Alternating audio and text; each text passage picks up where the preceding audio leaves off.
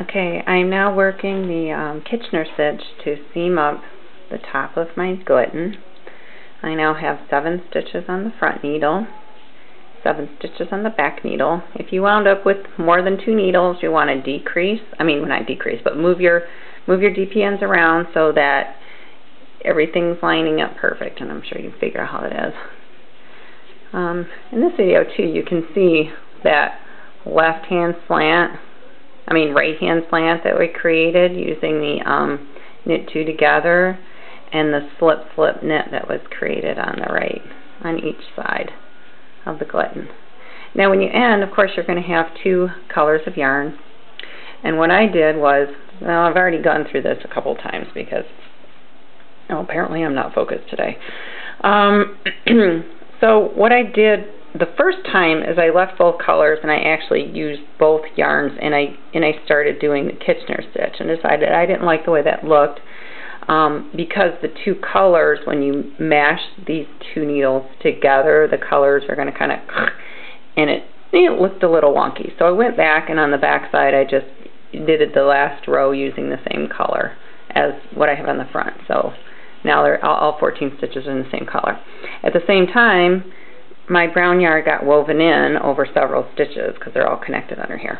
So next thing we're going to do is start the Kitchener stitch. I have cut my working yarn down to about 15 inches. I'm going to thread that onto a needle. Now you want to orient your DPN so that your working yarn is coming from the back needle, just like so.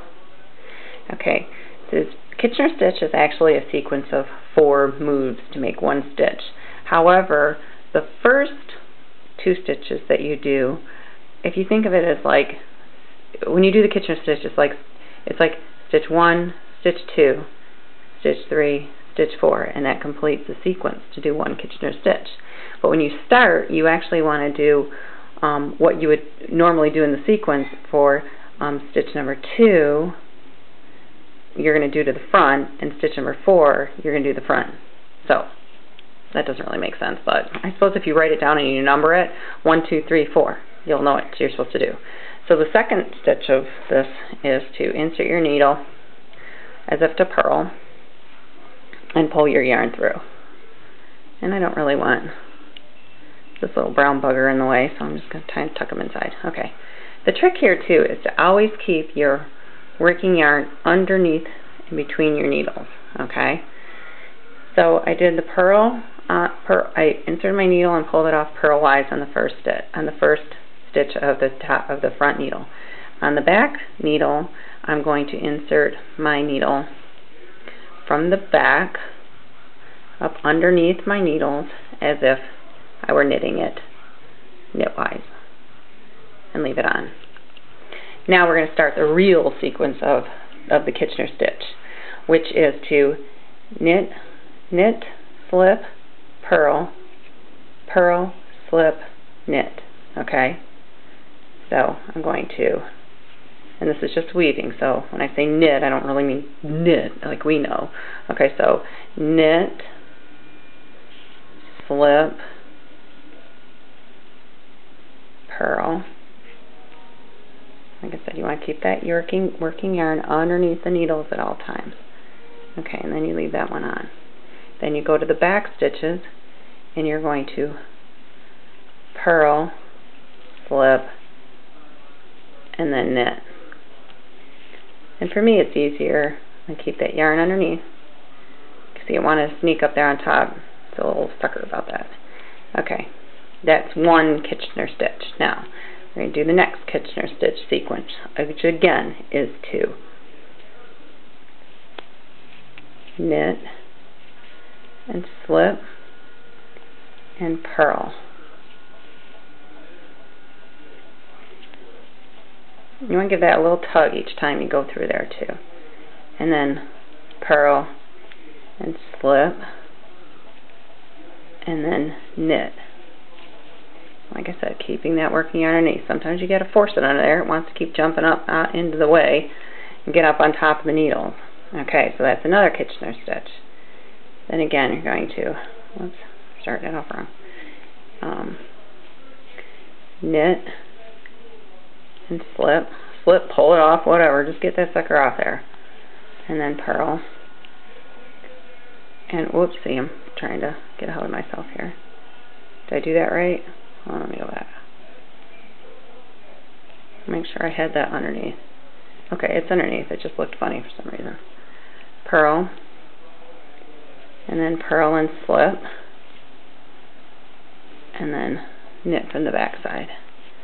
Now as you do this, you'll notice that I still have 4 stitches in the front and 4 stitches in the back. If you ever notice that your stitch count is not even after you've worked the back needle, you screwed something up. Okay, so I want to finish this off just so that we can get to the very end. And you can see what we do there. Knit and slip and purl. And purl and slip, keeping the yarn under. Like I said, it's going to get a little crazy on you. And mine isn't going to look perfect because, well, I probably just don't have the practice of doing this all that much. And knit and yarn tension and whatever. Okay, and that was another sequence. So I'm starting the next one. So knit and slip or pull or whatever you call it, and purl and purl and slip and knit.